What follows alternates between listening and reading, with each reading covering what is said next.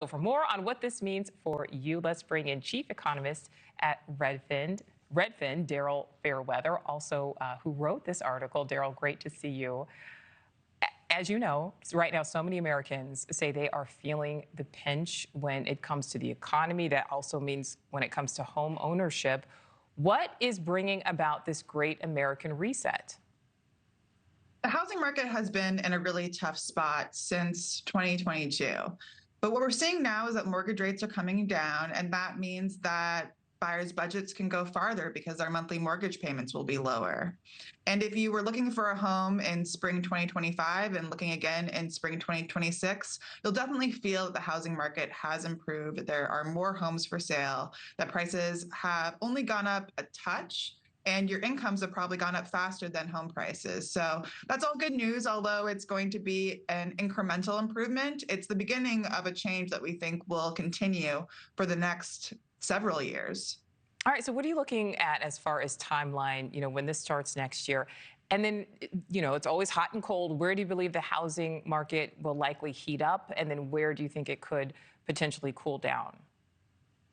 The markets that are going to heat up the most are markets that have historically been overlooked, like the Great Lakes region or upstate New York. That's where home prices are still low enough that you can find great deals, but there really aren't that many homes for sale there because there wasn't a building boom during the pandemic the way that there was in the South. In the South, there were lots of homes built in Texas and Florida, really all across the Sun Belt.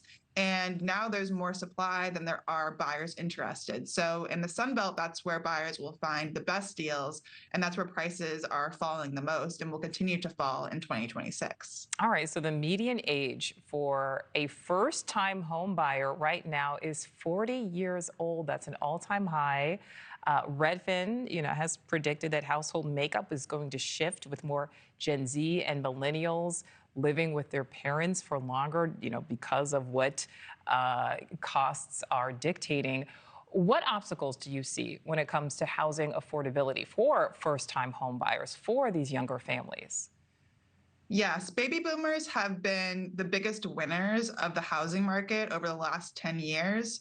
But moving forward, those baby boomers are going to be retiring, they're going to be downsizing, and younger generations are going to find more opportunities. And when younger generations team up with older generations, like have multi-generational living, grandparents living with parents, living with kids, they're going to find a lot of success. We're seeing more intergenerational living housing units being developed, like additional dwelling units, duplexes, triplexes. So we think that's going to be an ongoing trend of Gen Z kind of figuring out how they can get into the housing market. And when they have some help or support from their parents, they're going to find even more success. All right, I know, Daryl, that there are people watching this who are just saying, a house right now is just not in the cards. So for people who can't afford to buy a home and will still be renting, kind of what's the outlook there?